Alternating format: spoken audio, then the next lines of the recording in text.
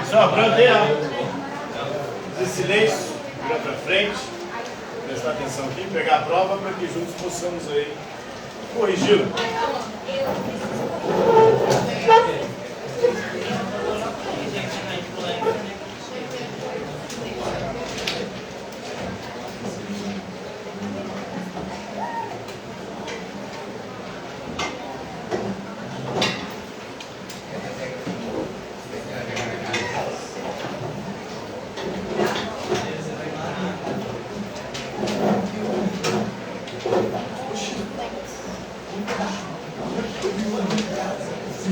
Os dados.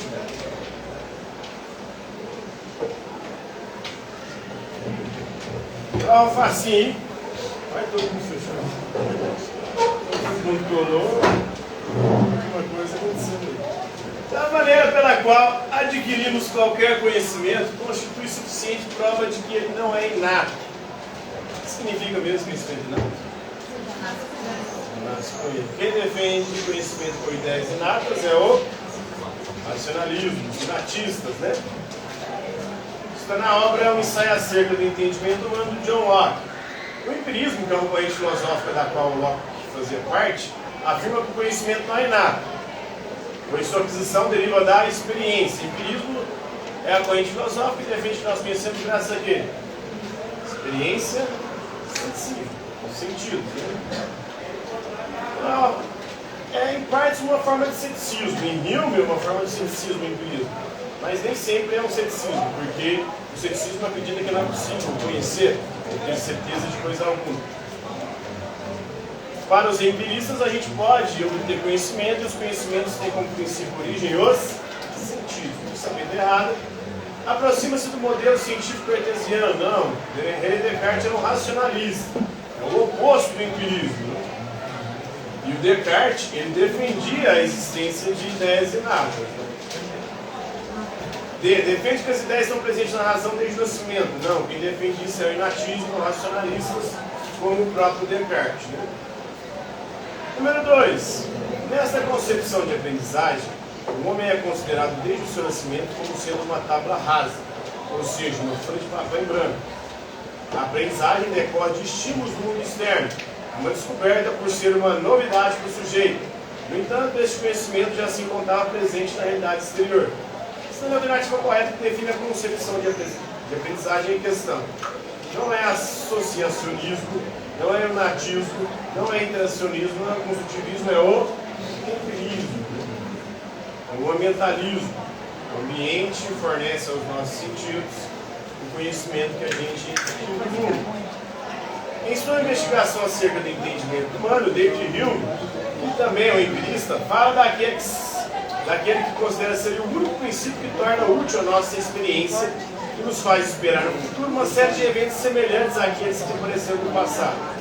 A gente costuma ligar causa e efeito como se fossem necessários, como se eles estivessem unidos uns aos outros. Segundo David Hume, esse princípio, que seria o grande guia da vida humana, é a fé? Não é a razão, porque ele é um empirista, não é a imaginação, é o costume, é o hábito, né? É o hábito, o costume de ver as coisas sucederem umas às outras, e a gente começa a associar uma coisa com a outra. A gente pensa, tem fogo, a causa vai ter o efeito que é a fumaça, como se as duas coisas estivessem intimamente ligadas, ou fossem necessários uma seguir a outra. Mas isso é flutuado, não há necessidade alguma de que isso aconteça, segundo David Hume. Pode ser que haja fogo sem que haja fumaça. Por ver o sol nascer todos os dias, a gente imagina que ele vai nascer sempre. E isso é fruto do hábito, do costume, não de uma necessidade da natureza. Segundo Francis Bacon, são de 4 gêneros os ciclos que bloqueiam a mente humana. Para melhor apresentá-los, lhes assinamos os nomes, né? Os ciclos da tribo. Os ciclos da tribo são da natureza humana, imperfeita. Na caverna, são os ídolos nossos enquanto indivíduos, os nossos sentidos nos enganam. Os ídolos do fórum são os erros, os preconceitos promovidos pela linguagem. E os ídolos do teatro são os ídolos produzidos pelas representações da realidade empreendida pela religião, pela filosofia e pela ciência. Está na obra Novo Órgão, do Francis Bacon. Com base nos conhecimentos sobre Francis Bacon, os ídolos da tribo são o quê? Todo Todo ídolo é um preconceito, é uma ideia preconcebida, é uma falsa noção que impede o progresso do conhecimento. Quem colocou isso eu considerei também. O ídolo da tribo, mais especificamente, é uma falsa noção, um preconceito que vem da natureza imperfeita do ser humano e que nos conduz ao erro.